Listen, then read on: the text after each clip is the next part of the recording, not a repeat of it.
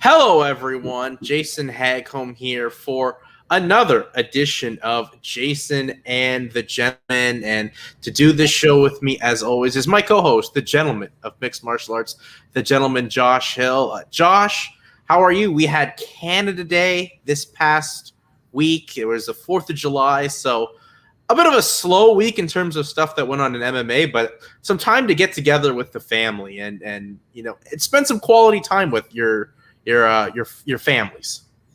I've spent nothing but time for the last year and a half with I'm True. But no, yeah, it was good, man. I mean, like I was saying, it was just like any other weekend, really, to be honest. With we didn't do a whole lot. I wasn't one of those people that's like banning Canada Day. I like Canada. I just dislike the government. There's a big difference, right? So, we just kind of hung out, and that was pretty much it, though, man. That's really all you could do. I mean, I went out of town. It was nice to see, Ontario had opened up into stage 2, so shops were booming. You could get a haircut in parts of Ontario now. So that's a positive step. So isn't that something, eh? Like we're like grateful to be able to go get a haircut, Hey, as long as we keep things moving and just can open up, because we're still the only place in North America where you can't even eat inside. Yeah, that's so crazy, man. Like, how do you live in the same country where a few provinces over, they're all, you can walk in like normal life, But because Alberta this past week on Canada Day, they opened up, so you don't even have restrictions anymore there. No, normal life. So hopefully we can get things continuing to roll. I mean, the cases are like at an all-time low right now, so looks like we're putting the COVID behind us, and that normal life can be for everyone throughout North America again. But it was a pretty slow week in terms of MMA. It was kind of funny. I was telling you, we talked on Sunday before all the holidays and whatever came into effect, and then Monday the news broke that UFC 265, which is the pay-per-view next month, we're going to have an interim heavyweight title fight, Josh, between CIryl Gane and Derrick Lewis. I mean, we knew Lewis was going to be fighting for a title against Ngannou, but now the champion, who just about 3 months ago won the belt, is on the outside looking in at his own division. So tell me how you're going to do an interim title for a heavyweight that just won the belt 3 months ago, but yet bantamweight, there was the controversy where Aljamain won, and he's going to be out for a lengthy period of time due to surgery, and there's no interim title there. Well, I think it all goes to show just if you're asking for too much money or if you're just on Dana's bad side of certain things, I don't know, but that is a valid point because there is no interim title in bantamweight, which is the division. If any division right now in the UFC could have an interim title, that would be the one right now. Right. But our champion is not going to. Francis Ngannou isn't going to be able to defend it, but he's literally has to watch right now two guys fight for an interim title when he's not even hurt or anything. Yeah, and it's not like there's an injury, anything like that. It's just I mean, from the outside looking in, that what that looks like. It just looks like he didn't want to play ball to their rules or whatever, and they're just trying to punish you for it and do it publicly, and then try to make you look like the bad guy for asking for more money that you probably rightfully should have been getting anyway. Yeah, Dana did an interview today with MMA Junkie, basically saying that about Francis's manager, that they shouldn't have been surprised, that they were already kind of working on this, but I don't see it that way. I'm pretty sure they were shocked because seen that. Did you see the response from his management? Yeah, and I think that's great to see a management stick up for their client like that. Like, we don't see a lot of pushback from the manager side. We'll see the fighter, represent themselves, but their manager stepping in. I like to see that. So do I, and I think that one of the reasons you don't see that a lot is because a lot of the times the management have many other athletes involved. Right. It's not just the one guy, right? So they don't want to tarnish the relationship just for that one athlete where they would, that could hurt other fighters. But I like how this guy, I don't know who it is, but I like what he's doing, and I like how he's like straight up. He's like, let's show everything, show the emails, the text, like everything, and we're not hiding anything here. and just kind of called his bluff on it, really, on Dana's, I guess. And yeah, man, I mean, I like it. It's great to see that the manager's backing their fighter, their client, and hopefully we can see more of that coming, because as you said, there's too many managers that have too many, fighters in those organizations or in other organizations as well, and you don't want to, turn how they look or whatever. But gotta respect, back your fighter, and that seems to be the movement right now in MMA, is especially that heavyweight division is, got to protect yourself. We've seen John Jones in the UFC have this back and forth, and now getting some manager support as well. But like, this is now the third time within this year that we've heard Dana say like someone didn't want the fight or whatever. Like, that act is now really getting old. It's like, I understand maybe to a casual fan who doesn't follow the sport on the day-to-day, like that they can maybe buy into that. But if you follow the sport or are involved in the sport, like someone like yourself, like, this act is just getting tiresome, that, oh, this person didn't want the fight, whatever, and tries to spin it on the negative on the athlete, where they're the ones that have the least control in some of this. Yeah. There's no fighter at that level, the highest level, that is scared of fights. You know what I mean? Ask any of those guys or girls, they'll fight anybody, really. But they want to get the best bang for their buck, that, for their profession. And you'll get a lot of casuals online, guys and girls that, that have average jobs that make 50, 60 grand a year. And they see these guys asking for more money, asking for like millions of dollars or even hundreds of thousands of dollars in some cases. And they're like, all they see is the fight, right? So you'd be like, I'll go in there for 15 minutes and get 200 grand. Sign me up. I'll get knocked out for 300 grand. You know what I mean? But, that's all they see, right? And then they see, they hear like Dana saying he refused the fight, which is not the case. He refused the what comes with the fight, the finances that come with it. It's not the fight itself. So yeah, you're gonna get that with casuals. They're gonna see that. But yeah, man, when you look at other athletes and other sports, and when you know what the UFC is bringing in, that's the big thing, right? What they're making. It's not like they're struggling, like it's some up and coming small promotion that isn't making much money, and you're asking crazy things. You know where the money's there. So it's fair to ask when your revenue percentage is 18%, I believe, or 19%. Of course you're gonna ask for more money.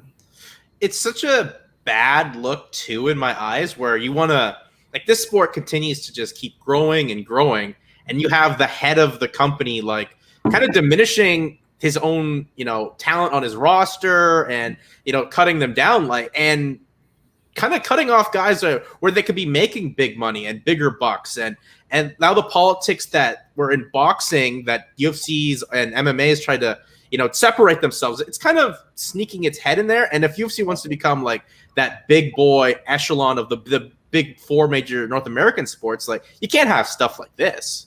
No, yeah, and as far as like the business sense with Dana and whatnot, I understand he's in business. He's trying to make the most money for him and his company, and I understand that. But when you start saying things like that, like, oh, he's just turning down fights, doesn't want to fight, that's when it gets ugly, right? And that's not the reason. It's not I'm scared to fight or don't want to fight. It's the contract that's coming with it.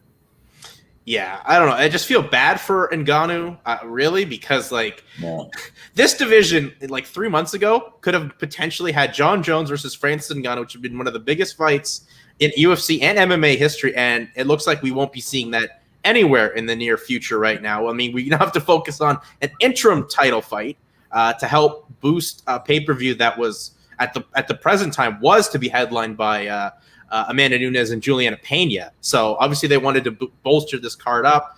Derrick Lewis being from Houston will help in the live gate side of things. And I think it's an interesting fight for an interim heavyweight title. It's just, I don't think we needed an interim heavyweight title. No, they could have just had that as a fight, as a normal contender fight, you know what I mean? Because that title is going to mean nothing, you know what I mean? And so many interim titles don't mean shit, right? And this one, I think especially, it's not like the champ's been gone for ages or whatnot. It's like he just won the goddamn thing. So yeah, I think it'll just be kind of really pointless to have that there. I don't know. They're doing it for one of two reasons. One, it being if they, they're just trying to like put pressure on Ngannou, make him look bad, make him just, kind of come to whatever deal they want, or is it they realize that he's sticking to his guns here and it might be a long-term play and that interim champion might become the champion because things will never get settled. But I don't see it going that far. Right now in the short term, it seems like the latter is what could happen. I think obviously Ngannou wants to get paid what he feels he's deserved. He's one of the more marketable and interesting heavyweight champions that the UFC's had in, damn near 10 years. Yeah. Try and get what you can, because as we all know in the life of a professional athlete, like your window is super short. So try and make what you can. So I can see what. Yeah, go ahead. Sorry. No, go ahead, Josh. I think the big thing is those guys, especially seeing the heavyweight boxers at this time. Oh, for sure. Right? Because that's the heavyweight boxing division is well again, with Fury and Wilder and Joshua and Ruiz, and so those guys are making, I don't even know what they're making, like too much. Tens of millions of dollars, right? And then when you got guys in the UFC that are the baddest, the same position in their sport, just in mixed martial arts instead of boxing, they're making 1/10 of what they're getting. You know what I mean? So it's I can understand why this is happening. Yeah, I can see for sure why. I mean, especially in a couple of weeks, like the heavyweight title's on the line, Fury Wilder 3, right? And that's going to be one of the biggest boxing events of the year. An end of a trilogy, as we're going to have a trilogy in MMA this weekend, and the pay is going to be all over the place for that compared to the heavyweight title. But yeah, it's just a weird situation. I feel bad for Ngannou. I like the fight. It's just I don't think we need an interim heavyweight title in there. Interim heavyweight title literally for the fact because you're not doing what I want you to do, pretty much is the way I'm looking at it. Yeah, that's exactly what it is, right? And that's why John hasn't been given a fight either, and I guess Stipe is just gone. You know what I mean? He's not even in talks anymore. Your longest running champion that just lost to Ngannou. But yeah, I don't know. It's a shitty situation. When I seen that, I was like, what is this? This is just kind of, and then all the comments that I seen about it are all just like, why? You know what I mean? Yeah, the comments were interesting, especially like to go at it on like a reporter's Instagram page and comments. Like you'd never see Gary Bettman or Silver from the NBA or Rob Manfred from Major League Baseball just get into it with the manager on social media like that. Like that's the one thing. Also, it's like Dana's shtick works, but when you're trying to up your game and the sports at such a level right now, like you kind of have to lose those antics. Yeah, that's the double side of the coin there with Dana. Like the one part is like he kind of keeps it unprofessional to a certain degree, which is some of it's good. You know what I mean? I like that. It keeps it kind of real, But then there's the other extreme of being too unprofessional and like that, like doing business on social media like that when it just kind of gets put out there, and that's just. I don't know. That's just stupid. I wouldn't do that in a small little company. That was if I was running, here. But I can imagine with a company like a publicly traded company like the UFC. That's just not something you should do. No, not at all. And I mean, that was kind of the appeal for some of my friends back in the day with UFC. Like, I wish these, commissioners would talk. I'm like, no, you don't. Like, they have other like that's the thing. They also have unions. Where they have the commissioner has to deal with 32 or other owners and stuff like that. Dana has to answer to nobody except Endeavor executives, and if they like it, he's still going to push that shtick. But I wish he would just tone it down a bit, especially if you're where UFC and MMA is right now. It seems it continues to grow, but stuff like that's just going to make the sport. Have you seen Sean Shirk's post lately? No, I have not actually. Yeah, I don't know. I don't know how I seen it, but I just think he was posting something about that, how obviously fighters need a union and whatnot, and they're getting raked over the coals with fighters' pay and whatnot. And he was just kind of saying all out, he goes, I've seen like the way these guys, the money they're making and the way they live, and then how they're actually paying these fighters, and it's just horrible.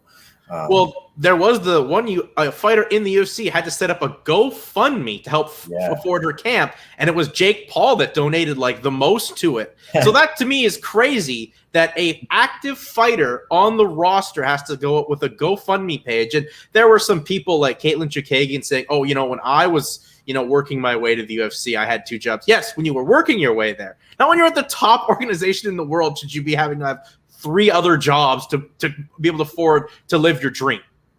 Absolutely, man. So like, think about it. Like if you're, I mean, in my career, I've had a job almost my whole MMA career. I've had another job or jobs. You know what I mean? But yeah, like it's just how it has to be. And like imagine like if you're trying to get in the NHL, trying to get in the NFL, and then you finally you do. And then you still got to go work at, Domino's. You still got to go, be an Uber driver. No, that's not the case, right? So you would think if you're going to make it to the pinnacle of the sport in the world, you shouldn't have to worry about other income. And then as far as the Jake Paul thing, you guys like a YouTuber, goofy, whatever. But like, we've talked about it many times. Like I respect what he's doing. He's actually training hard, and he's trying to put this together. And for him to do that. I think, well, one, it was nice of him to do that for that girl. But 2, it was more of a stick to the UFC to say, look, I'm going to help your fighters, one of your new rookies, because nobody should have to worry about, having to pay for the training camp once they made it to the highest level of sport. So, and I also think, didn't Triller donate like $25K too? Yeah, there was another big donation. I don't remember if it was from Triller, but there's a couple people that are just like, helping this GoFundMe to like exceed and then some its goal. I'm pretty sure from what I've seen, it was Triller. It wouldn't surprise me if it was Triller. And it was just that's like a fuck you. Yeah. Saying like, yeah, we'll help your fighters out while they, train to be in your promotion that, I mean, they shouldn't have to, it was one of those things. So it's crazy that is a thing, you know what I mean? And they have to do that. Especially in 2021, man. Like I've been at this for over a decade now. So I've seen it like grow and just continue to like build. And yeah, man, it's just, you would think once you hit that kind of level, I'm not saying you're going to be rich, but like you get signed with the NHL, you're I think it's like 600 or 800K for the lowest entry level contract. I think it's 800K actually. And then rookie might be 600K. But yeah, but think of that, like fighters that in the UFC won't make that. Most of them won't make that in their lifetime. Yeah. Well, that's the thing. It's where you guys as a whole need these unions. And I know there's a antitrust lawsuit that just got a break with more dates added for how long they can investigate, I guess, the pay in fighters and stuff like that. So that's a thing, an active case that's going on right now with more people getting behind it. And I think it's one of the bigger stories to watch right now in 2021 for MMA, because if the judges rule in the favor of the fighters, which it can happen, like that, like UFC isn't the rumblings I've heard of is actually like I don't know what's true, what's not. I heard that it is going well for the fighters. It is, because they got a break in like the time frame they were looking at was up until like 2011, and it's now up until like the end of last year, I believe. So from like 2011 now to 2020. 2020. So like you're getting a lot more, and you're seeing like, obviously probably looking at the finances of how much the UFC's grown from that point on and what the fighters are making in that. So, I mean, this case being active still is a win for fighters in a way too. Yeah. And also with like what we always talk about, like with Bellator building up and getting bigger and bigger, with PFL growing, and then with ONE, it's better because it just gives more options for fighters, which then increases their, there's more supply to go, right? So they can have options, and other people can kind of, come over here, we'll give you more money type thing. Whereas if it's just the UFC, totally monopolized, then, you're going to get even less. Yeah. So, I mean, I'm glad to see that this case is still going on and that these topics are still going on, because it's unfortunate still that the fighters are getting the raw end of the deal to this day. And they're the ones, especially in this sport, where one punch you could lose your life on in this sport. Like that's where you guys need much more financial compensation for the hard effort and work you guys put into the sport to provide the entertainment for everyone. Yeah, we're not hitting a ball. It's not. Anyway, I mean, I love other sports too, but this is probably the most. I mean, aside from like fucking race car driving and maybe horseback riding, like what's more dangerous than fighting, fist fighting professional athlete, right? So yeah, and then not just the fight itself, it's the training and just the lifestyle. It just kills your body, right? So you look at all the, I mean, MMA is still fairly new-ish, right? But you look at wrestlers, like that industry. Look at how most of them die before they're 60. You know what I mean? I mean, there's a lot of other things that are involved with that too, but just the shit it puts on your body, and then people are getting hooked on painkillers because there's so much pain, and that shit goes in MMA too. You know what I mean? So it's you got to be compensated for it, or at least somewhat paid pretty well, man. Yeah, and hopefully this case, like I said, this case being open is still a win, and I agree. I think it's looking quite well right now for the fighters, or at least there's hope for the fighters, and that's really all you can ask for at this point too, is hope. Yeah, man. I'll see what happens. I mean, like I'm kind of torn because I'm a fan of the sport, right? Before anything, I was just loved MMA. I love watching it. I love watching UFC, and all promotions. But yeah, as now as a fighter, and a fighter fighting at the highest level, yeah, I want to get as much money as I can because, this sport could end tomorrow for somebody. Like you get a bad injury or whatnot, or still it's a small window. So you got to try and get as much as you can while you can. Absolutely. Well, let's transition over and kind of focus on the real only card this weekend. That's the UFC card. UFC 264, Josh. We're getting the trilogy. Conor McGregor, Dustin Poirier. I mean, we talked about their fight back in January. But first of all, did you see this video Colby Covington released of Dustin Poirier sparring? And Colby kind of saying Dustin was acting dirty, where Dustin's wearing all this headgear and he knocks this guy out without wearing headgear. To me, it was just like Colby just really more trying to get his name out there during this big event, because from the optics of the video, that looks like kind of what happens or can happen during sparring. I saw it. Is Colby released that? I didn't know it was him. Yeah, it was him. Is this recent? Yeah, like today. Oh, I mean, but he doesn't train there anymore, does he? Or does he still train? I don't think he trains there. I'm sure he's got this video. He mentioned this video in an interview with Mike Bond of MMA Junkie, but then he actually released the video today. And then, I mean, that doesn't really, someone get knocked out in sparring. Like I've seen that 100 times. You know what I mean? So exactly. It's not a huge deal. I mean, I watched the combo. He threw a nice combination and switched into orthodox stance from Southie and hit him with overhand right and dropped him. And the guy wasn't snoring. He got rocked and you kind of sit there. He's just kind of, getting his marbles back. But and as someone to say like the other guy's not wearing headgear, that's your choice. I don't wear headgear when I spar because I find, I don't move as much. I don't like it. I can't see as well. And the reason why Poirier is probably wearing it because he doesn't want to get a headbutt and get cut. I mean, that happens a lot. Just kind of rushing in, you guys. So that's probably the more reason he's wearing it to protect from cuts. So I don't really see the point of it. If anything, it just makes Dustin looking sharp, man. It makes Dustin look sharp for me. That's the biggest thing. And it's just like Colby just putting something out there to get his name out there right now more than anything. And I know that's what he's kind of about with his character that he's created and whatnot. But the douchiest thing is though about that whole thing is who's the guy that got knocked out there? I don't even know. Some guy, right? So he's probably a fighter. I'm assuming he worked out of ATT there, and he's probably trying to get wherever promotion and then work his way up. But like that shit shouldn't be put out to the public. You know what I mean? Kind of, it's like the old like. And that's why he got kicked out of ATT for stuff like that. It's the unwritten rule. Like what happens in the room stays in the room. There's days where I beat the shit out of guys, and there's days where I got my ass kicked. So I wouldn't post all the good shit of me out there and then not hide the bad shit. I don't post anything. So that's just something that you shouldn't be putting out there. And Colby knows that. And it's just a way for him to just be that fucking guy, It totally backfired against him. The amount of support that Dustin's got for this, or people saying like this is basically sparring, what happens in sparring and stuff. Like, to me, it would be like if someone put a video of like an NFL player in training camp and you like tackled someone and they got hurt. Like, that's bound to happen in a padded practice.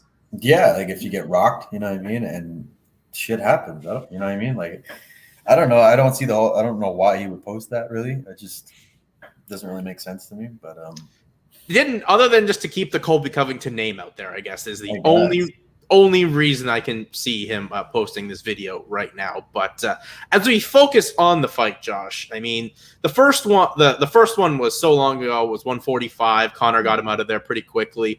The second one, you could see the fatigue that Conor had. Conor looked good in the first round, but he got tired, wasn't checking those leg kicks, and then Poirier was able to put him away. The third fight, how do you see this one going? Because Conor's now had, an MMA fight since a long layoff after a pandemic and everything like that. Now he's got a full camp together. He's been in the States for most of his training camp. And, there's maybe a little bit more animosity because of the whole, you didn't donate to my foundation thing from what Poirier's saying. So how do you see this fight going?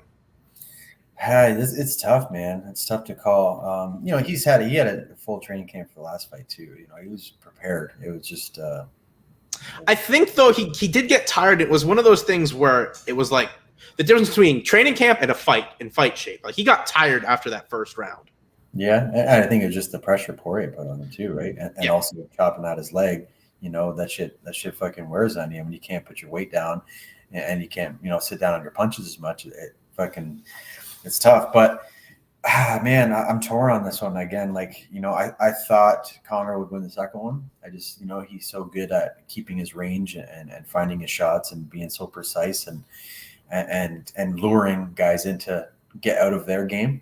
But Poirier kind of still, stayed the course. He did eat a couple of decent shots in that first round, which, going into the third, I'm hoping I'm sure that's what he did work on is correcting that, where did I get hit? Where did I, give errors and trying to correct that? And that Poirier or Conor is going to be looking to have answers for that, the calf kick and then the low kick, because that's what kind of really hindered him in that second one. So I don't know, man. I'm going back and forth in this one. I really want Dustin to win. I'm a Poirier fan for sure. Conor, I think, is a great fighter, and I love watching him fight. I don't know. I'll go with the heart, and I'll follow, and I'll say Poirier again. But I wouldn't be surprised if Conor tags him and just times him perfectly. I'm going with Poirier because I think just the aspect of Conor not donating to his charity when he said he would donate to his charity, and he donated to another charity, even though Dustin's out there trying to say like charity wins in the long run, which it does. Don't get me wrong, but when if you had a foundation and someone said, I'm going to donate X amount of dollars to your foundation, and then they didn't, but donated to someone else's foundation, that would definitely piss you off if you had to go see that person, down the road again. Yeah, of course. But I feel that might be a hindrance to Dustin, if anything, to be honest, because you look at the first fight and he fought with emotion. He said, I hate this guy so much. I want to kill him. You know what I mean? And then, look what happened. He, let his emotions get the best of him and he got tagged and finished. And the second one, he wasn't like that at all. There was no animosity at all. Zero. He was calm, cool-headed. There was so much respect. And look what happened. Poirier, did very, very well. So to go in there with that mindset, for a guy like Poirier, it's not always the same for everybody. But for a guy like Poirier, I think it's better for him to be calm, cool, and collected, which I'm sure he's going to try to be. But yeah, I think emotionally, he has to keep that shit under wraps and not hate his opponent, because I think that's when he's at his best. Well, Conor's trying to, I guess, irk that out of him. He posted this. Of course, he posted this screenshot from Instagram of Poirier's wife trying to message him on Instagram. So it was just like the screenshot of that. So he's trying to, I guess, be heel Conor again. Yeah. If I know Poirier, I know that probably wouldn't affect him as much as the non-donation. And I don't think that'll maybe be all of his mindset. I just think sometimes you just maybe need something as well to fill your fire as much as before. I think he's matured so much since the first fight where he's going to let his emotions just take over and everything like that. I think he'll have the calmness from the second fight and just have something to keep him going or remind him if it goes into the later rounds. Yeah, and obviously confidence and momentum will be on the side of Poirier. He's the one that won last, and it was very, very recent. Well, not very recent, but much more recent than the first fight. And so, going into it, I'm sure he's going to be more confident. The one thing too is also he took his shots in the first round and it continued on and just stayed the course and just put it on him, man, and knocked him out too. It wasn't, put him to sleep. So, and then that for Conor too, to have that in your head where, this guy just wouldn't stop. He was batting my leg and then knocked me out. Is he going to be a little bit gun shy to throw a bit more because he's worried about getting kicked so much early too? You know what I mean? So we'll see how that plays, but I'm sure both guys are, very mentally tough. So I think you're going to see Conor try to pull those emotions out because that's what he does great and does get guys out of his course. And also it's Conor McGregor. He sells fights better than anyone. So, and I think people enjoy the older Conor, just the more, rambunctious heel rather than the very respectful, nice guy, which I think MMA fans like it a lot, but UFC fans like the Conor show, I think Conor himself needs that kind of chaos or something to focus him on the fight because he was very respectful and a solid personality to be around and whatnot, but the Conor that had all that success was the one that was creating chaos and taking Jose Aldo's belt off of a press conference and just being like, so if he's trying to find ways to get in there, and as well I think he's trying to help interest this fight enough because UFC's pressed it a lot, but just from around the circles, I don't feel the buzz for a big July UFC card that I thought I would with, especially a Conor McGregor fight.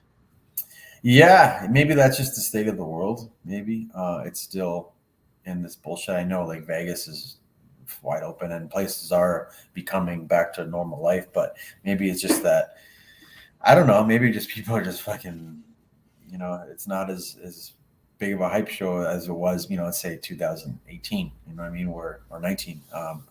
But I don't know. I still think it'll do very well. I think any Conor fight will do well, especially a trilogy like this. But I'm telling you, 100% though, like you got to think the UFC and Dana are just praying that Conor wins. I think honestly though, if Conor loses, there's still the Nate Diaz fight, which is going to be another trilogy that a gajillion pay-per-views on, and apparently this one's done the best business for early order buys online. So, like, I'm expecting it'll do well. Plus, there's a press conference on Thursday where, I mean, that's like I had no interest going into 263, and then Vettori and Adesanya got at it, and I was like, all right, now I kind of want to see the pay-per-view. So there is a couple more events going on beforehand, but I don't know. It just feels right now for how much they've pushed it and whatnot, there isn't a lot of buzz, but there's still time to get those buys going on. Yeah, I'm sure they will. And I don't know where I saw it, but somebody saying like, I think Dana said if Conor wins that he'll get a title shot. It said whoever wins this fight is next in line for. Yeah, I mean, Poirier should be a no-brainer. Yeah, of course. He could have got the title fight, but he chose this fight over it. Which I think is a smart move. But I mean, what's Conor? His only win in the last how long? It's been Cowboy, right? I don't even know. What was the last win? It was the Cowboy win. That was January of 2020 before the pandemic. Because he lost to Khabib. Lost to Khabib, and I honestly want to say it's the Eddie Alvarez win. Well, was it the Mayweather fight? I guess I'm assuming that was in there too. Yeah, so he won the title from Eddie, then he boxed Floyd, then he had all those legal issues, right. Then he fought Khabib, and then he fought Cowboy and was supposed to fight or wanted to fight 3 times in 2020, and then the pandemic wiped any hope of that out, and then he fought Poirier again at the beginning of this year. Okay, but I mean, of course they're gonna try and get him in their title shot. I mean, I'm sure guys like Gaethje are probably like. Hate hearing that shit, you know what I mean? But if Conor was to win, right? So I would hate if I wasn't like a Justin Gaethje type. Would I hate it to hear it? Sure, but there's also the side you'd have to understand. Like Connor's a superstar, and he gets those privileged breaks that the average guy in the UFC or even a Justin Gaethje wouldn't, but maybe Gaethje to an extent would, but Conor's just transcended the sport at the UFC's own doing. Yeah, 100%. Yeah, I don't know, man. It's such a touchy subject to I get it. He's a megastar. That was also the promotion helped push that. I mean, Conor's a great character, right? But yeah, and then you got other guys that don't have that personality, but have the skill out there and the wins there that deserve it maybe more so. But so yeah, it's tough, man. That's where like the gray area is. You know what I mean? Well, there's always some sort of gray area or whatever with this fight. I don't know. I think if Poirier, pardon? I'm excited to see it. Yeah. Yeah, I'm excited to see it. I think I'm going with Poirier as well. I just think this is the final test he has to pass for him to once again fight for a title and actually become the legitimate lightweight champion if he get the fight with Charles Oliveira. Like, he's been an interim champion. He lost that fight to the actual champion, but that was Khabib. I mean, everyone loses to Khabib. So getting the opportunity at that, I think, would be complete. And it'd be just, the sports, forget the MMA gods. The sports gods are rewarding someone that's done everything the right way, done everything that was put in front of him to hopefully get that next chance at becoming a champion in this very stacked 155-pound division.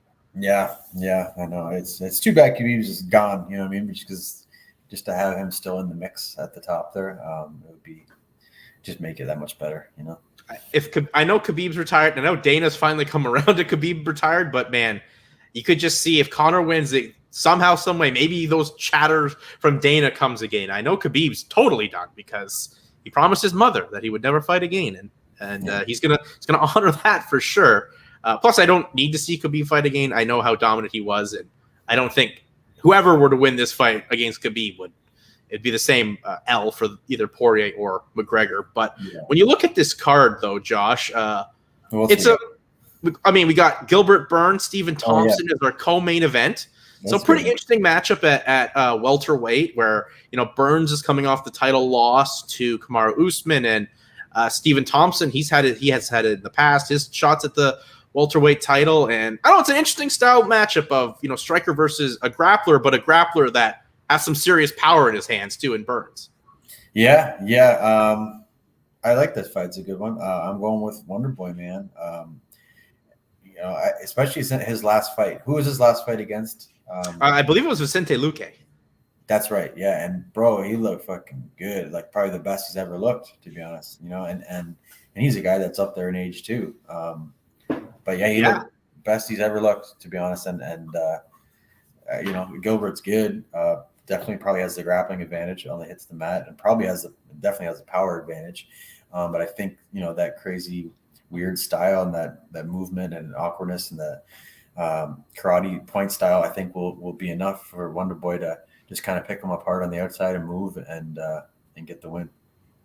I'm going to go with Burns in this one. I just think Burns I don't know, just something about feeling the taste of defeat when you were so close, and if he wins this fight, he gets himself that much closer to getting back at the title shot. And I think Wonderboy is fantastic, and as you said, he's looked amazing against Vicente Luque and the angles with the karate style. But I just think Gilbert Burns has something that's just gonna find a way to hit a good body shot or a good combination, or even if he gets it to the ground, that's where.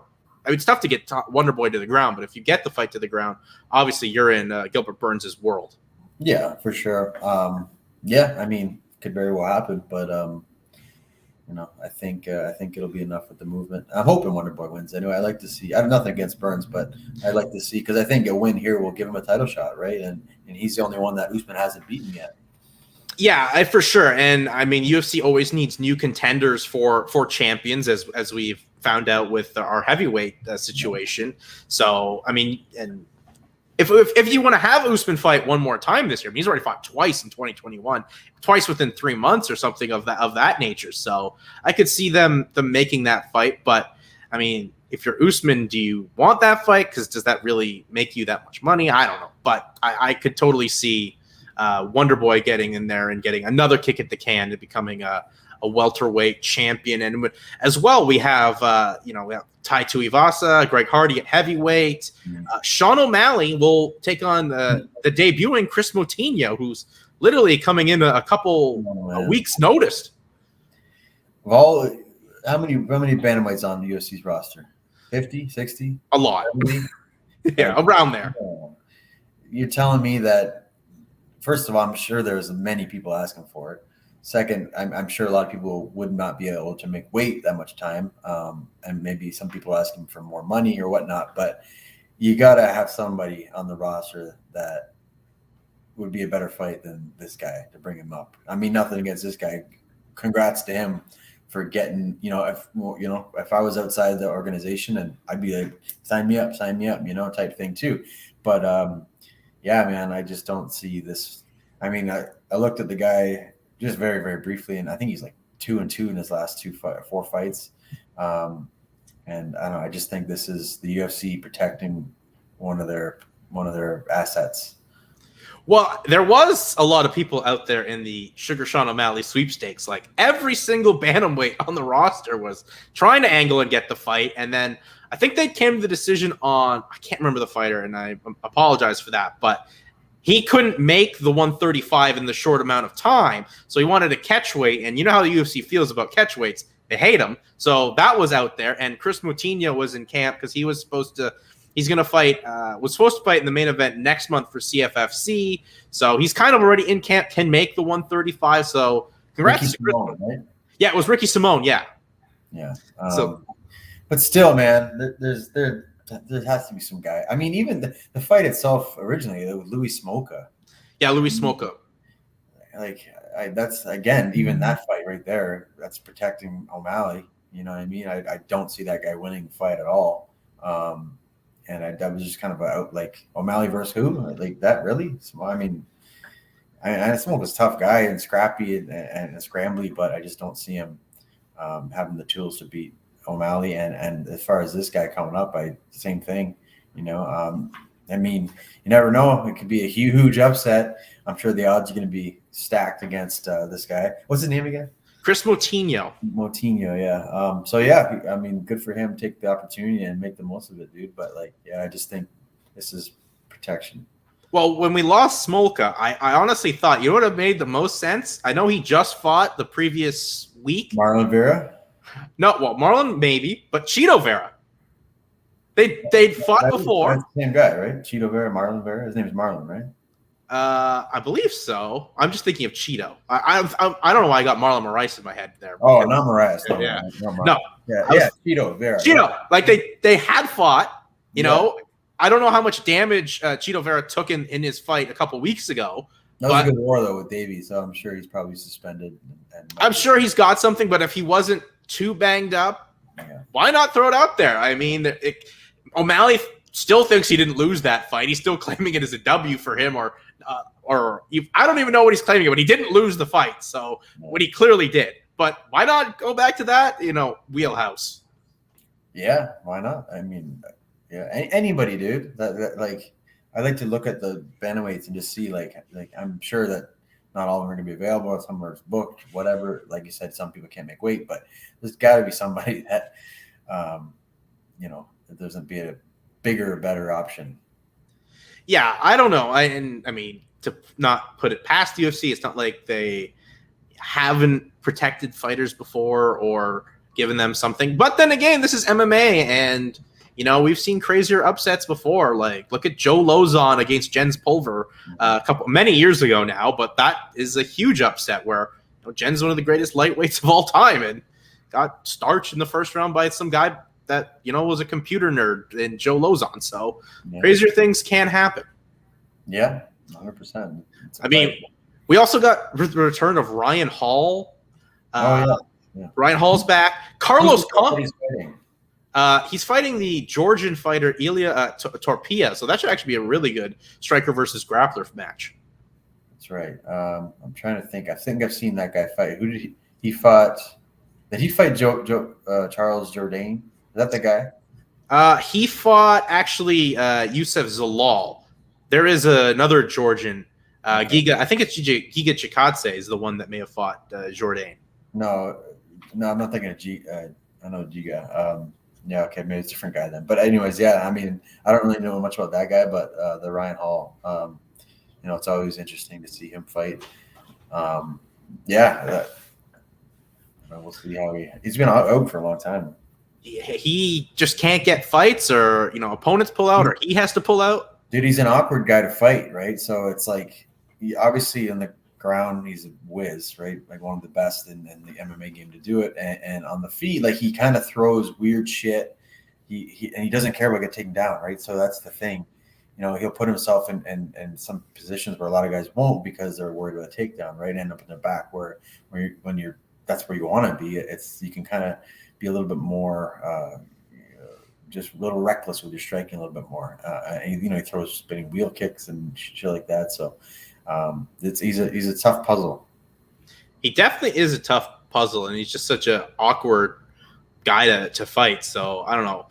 It's another striker versus grappler guy. Torpilla's 10-0 and has looked real good in his 2 UFC appearances. Like his finish on Damon Jackson was spectacular earlier this year. But as well, Josh, we have Carlos Condit, the natural born killer, back. But the way I look at it is, I know Carlos is getting up there, and I know you need names on the prelims, but I would like to see Carlos at least open the paper. Is he the main event of the prelim? Is he the main event of the prelim? Yes, he is, against Max Griffin. So I can understand that one for sure. That's a lot of people like that position better. You probably get more views there, just because a lot of times the opening fight of the pay-per-view, compared to the main and co-main, it doesn't get nearly as much attention. But yeah, I could understand that. You need a big name to kind of sell your cable package. And Max Griffin's I trained with him at Alpha Male a little bit. He's like a up and coming guy that's been doing well. So it's kind of like the old dog versus the young up and coming hungry lion. Yeah, I don't know. It's an interesting spot to put Condit in. It's the as you said, the old gen versus the new gen. I still like the kind of fights that Condit had against like the levels of Matt Brown, but you still see what Matt Brown's doing. Whatnot. I don't know how much longer we'll get to see Carlos Condit fight, but any eyeballs on Carlos Condit is fantastic, because WEC never dies. Exactly. Yeah, he's one of my faves. Yeah. The natural born killer, man. Back when they had a welterweight division, and even his runs in the UFC was fantastic. Like, he was interim champ. Interim champ.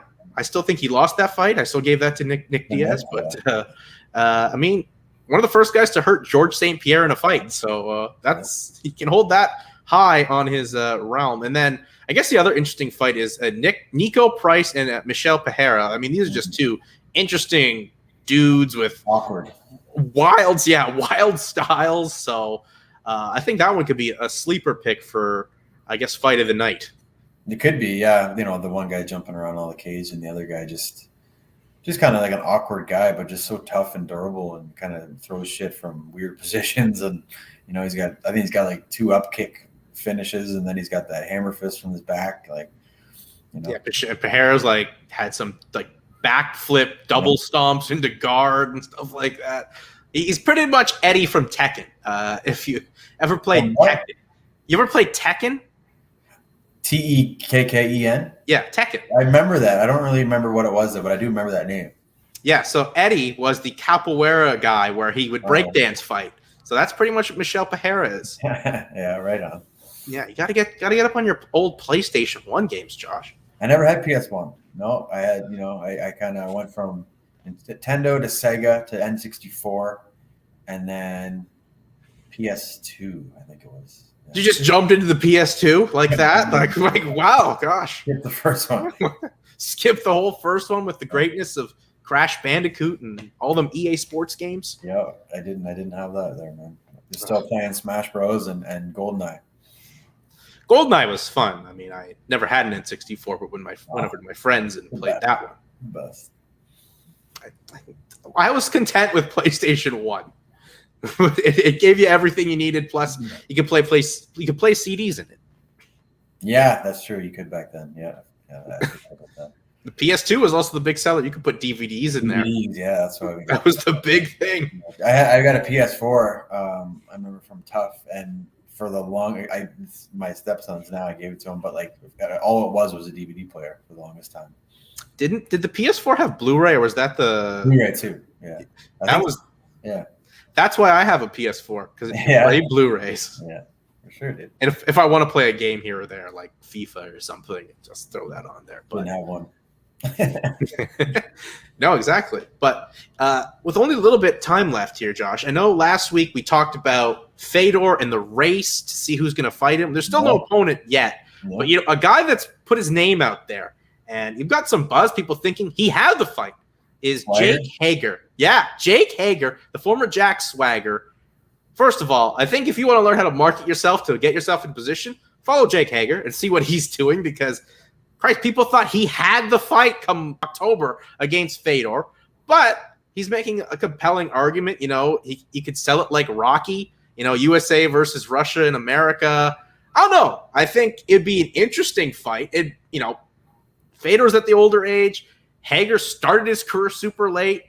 It'd be very interesting what you could do. You could maybe get, Fedor on AEW. I don't know if that would work out with the network deals and stuff like that, but shout out to Hager though for giving it a try, and you put it in a pretty cool poster. I mean, what do you expect? He's a professional wrestler for the last however long, right? So of course you're gonna get this type of gimmick from him, but good for him for trying to get it. I still think he gets starched by Fedor, though. I just think he doesn't. I mean, Fedor's he gets starched, whatever. But it's like, what a guy to lose. Yeah, exactly. The guy to take my undefeated streak is Fedor. Okay, it's not the end of the world. I would say the exact same thing, and if I was in his position, I'd be trying to get that, as much as I could as well, man. I totally agree. So they've no harm in trying, man, and I totally get it. He's really pushing hard, and if anyone's doing the selling point to get it, he's got to be in the lead, because there's still speculations, and I don't know what's going on behind closed doors with Scott Coker and all this, but I still don't see it being Verdum, because I know you need a release from PFL to let that happen. That just seems too much paperwork for a one-off fight, and I think Hager made a good point. Like, I'm under contract. If I win, you can actually do something with me. Yeah. If some of these other guys are just one-offs, then it's kind of, in a way, a swing and a miss for Bellator. Yeah, you just be using them for one fight, and that's it. If they beat Fedor, it kind of sucks for them even more. Yeah, exactly. And if they lose, then it's just kind of whatever, thanks for coming.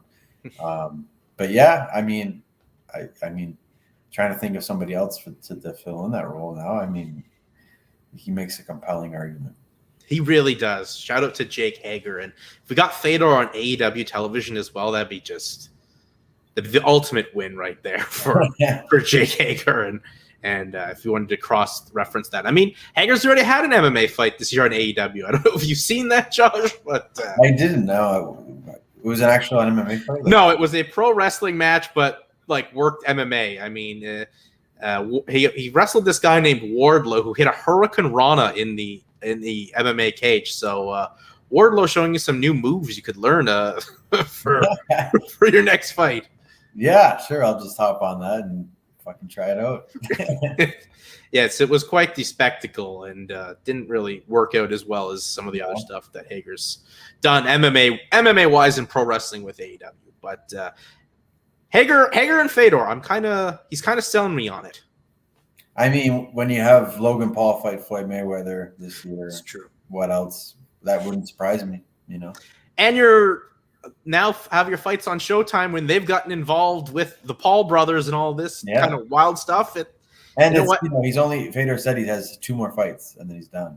And why not? Why not get, if you think you take on a guy that's only had 5 or 6 MMA fights and you're doing it in Russia? Why not? Make it Jake Hager. I mean, hey, go for it. Go for it, Bellator. Go off the deep end and try to cross over a whole new audience in too.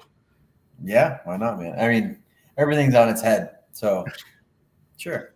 Well, the world's been on its head for about a year and a half. Yeah, that's what I mean. Everything's just been flipped and shaken and stirred, and who knows what's real and what's not, and what's right or wrong. Everything just kind of all over the place. So Yeah, well, hopefully all these reports that like the Blue Jays can play baseball in Ontario and Toronto, and I just feel bad for these Toronto-based teams that have to play in Florida or Buffalo or whatever. Like they haven't been home in however many long, and to me, if we can get to that point, opening up, and then we can have other events in our province and stuff like that. So yeah, that would be ideal, and having. I mean, it's Quebec, but it'd be nice to. It sucks for the Canadians, man. I feel for them. They finally make it to the Cup, and 3,500 fans in the stands. Go to Tampa, 20,000. Wow, Game 3. I don't know how many people were in there. They may have said 3,500. It felt like 10. It felt like whatever they were asking for. But for sure, Game 4 last night, you could definitely tell there weren't that many in the building. But regardless, fill the fucker. You know what I mean? Like what? I agree. I don't see why we couldn't, just for this one occasion, just make sure, if you find a way to make sure they're all vaxxed or whatever, do it. It's, who knows when the next time this team's getting back there. No vax. Fuck that. If you want to go and you're comfortable going, you go. Those that don't want to do it, you stay home. Well, if you've seen how many people are outside, what's the point? 20, there's the whole street's flooded, man. I've seen one picture that's funny. It was at a bar, and they're like, good thing we're keeping the protocols at the bar. And there was like a whole bunch of tables nobody at, and then they had every other table there, and then behind them was the street filled with like 20,000 people, crammed together. So the logic is not there. It's time to open up our province. I think we're at the point where the province needs to be open. Oh, it should have been open months ago, but yes, we're far. I think the majority of the population's at that point right now where it's time to let's get everything open. Let's get the businesses going. Let's get everything happening. Summer of love right now. Summer of love. Let's get it going. It's time to open things up and get back to normal. Like, we're at a record low right now of cases in this province. Come on, why can't we? We're in stage 2. We're so close to stage 3. Why not just get everything open? These are all made by people that made these decisions to do lockdown in the first place, right? So I don't have any weight bearing here. The cases are all, up in the air too. Like it's enough's enough though. Like it's run its course. It's done. It's over. Like stop trying to keep this going. Stop trying to control people. And man, it's just insane that we're still like this. But we'll see. Well, hopefully somebody puts some pressure on them, and it's over. Yeah, hopefully those people would be America. They're like, hey, this border, we kind of want to open that, so maybe we could kind of get things going here, Canada. Right? Like, even that, like, just not being able to like drive across, like that's huge, man. For both Americans and the Canadians. So it's fucking insane. In the words of the late great Owen Hart, enough is enough, and it's time for a change. Yeah, Owen would be disgraced if he was still around in this. But he'd be in Alberta, so he didn't have to worry about any of this going on right now. So at least he'd have that. But that's going to do it for this week, Josh. And then we're back next week to break down all happenings of UFC 264 and really MMA kind of getting back into the flow of events. I guess I should give a shout out to, we had a Canadian become a champion in one of the top regional promotions. Johan Lioness won the CFFC welterweight title on Saturday night. So undefeated, he's now 7-0 and looks like as well CFFC looking ahead to maybe even having a show in Canada at some point. So not Ontario probably though, right? At this rate, no. I would definitely say not us, but other 6 provinces and maybe even the 3 territories have Ontario beat. The Northwest Territories. Yeah. Well, dress warm if you're going up there. bring 8 parkas. But yeah, so some Canadians having a lot of success during the limited events this weekend. But nice to see a Canadian do quite well, and hopefully Johan from Quebec can motivate the Montreal Canadiens to make this more of a series. They won last night, but it's still alive, so we'll see what they can do with that. And hopefully, I'm just happy they didn't get swept. I'm not a huge Canadiens fan, but I just want to see a series out of it, We haven't had a team swept in the finals since the Washington Capitals in 1998. Really? 98. Wow. Shit. Long time. Yeah, you don't want to be. Stuff just sucks, It just you want to see some competitive. And I mean, the game game 2 was very, very competitive. They probably deserved to win. They did, but then you can't give up a goal with 0.3 seconds left and give up one of the worst turnovers I've ever seen. Well, yeah, they've been notorious for turnovers. That game 3, that's all they did was turn over the puck, and that's what cost them. But this game they won. So, yeah, I like keep the hockey going, man. I want to see a good series. Yeah, if they keep it going, first of all, do you think we'll get game 3 tomorrow? Because there is a tropical storm heading towards Tampa. Like game 5, you mean? Or game 5, sorry. Yes, game 5. Yeah, I mean, it's indoors, right? But, I mean, what if they get a power surge and, lose power? I don't know. As of now, it's still happening. I don't think you can, unless it got super, super bad, like leading up to that day where they cancel it. But I think they'll just continue. And if something happens, it happens. But, yeah, it's not like it's a outdoor football game or something. True. But, I mean, hopefully Montreal can continue to win, because it'd be wild if we had a game 7 on Sunday. That would be, to me, the wildest thing if that were to happen. Not since the 1943 Toronto Maple Leafs has a team come back from 3-0 in the finals. Really? That long ago, Wow. 19 in the finals, at least. It's happened in other rounds, but the finals, not since 43, but 43. And there was the Leafs that came back. Usually it's the one that's given up the 3. Well, they weren't a loser franchise then. How about hadn't ruined them? And so but yeah, hopefully the hockey keeps going, and we'll be back next week to break down all the happenings in the realms of mixed martial arts. So Josh, plug yourself out there on your social media so we can see your amazing scissor memes. Yeah, you like that one today? Yes, I did. That was. Why is it a pair of scissors? You know what I mean? It's not a pair. It's a single thing, right? But at Gentleman J Hill. All right, Josh. Well, that'll do it for this week. We'll be back same bat time, same bat channel to break down all the happenings in mixed martial arts. For Josh, I'm Jason. Peace out. Have a good one, everyone.